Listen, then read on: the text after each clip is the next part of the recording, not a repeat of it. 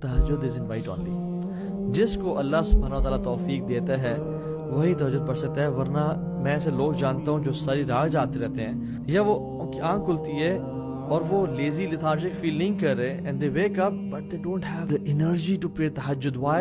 Because sins have chained them, sins have shackled them. انہیں گناہوں نے روک کے رکھا اور یہ توفیق چھینی ہوئی ان سے. اللہ کے نبی صلی اللہ علیہ وسلم نے فرمایا علیکم بقیام اللیل، پکڑ لو اس کو، اس تہجد کو، قیام اللیل کو. فإنه دأب الصالحین من قبلکم، یہ پرانے لوگوں کا طریقہ تھا، یہ ان کی لیگسی ہے جو تم اڈاپٹ کر سکتے ہو. وَهُوَ قُرْبَةٌ لَكُمْ إِلَىٰ رَبِّكُمْ، اور رب کے قریب ہونے کے لیے بہت بڑا ذریعہ ہے. وَمَغْفِرَةٌ لِلسَّيِّئَاتِ، اور گناہوں کی ایکسپیشن اور معافی کا سبب ہے.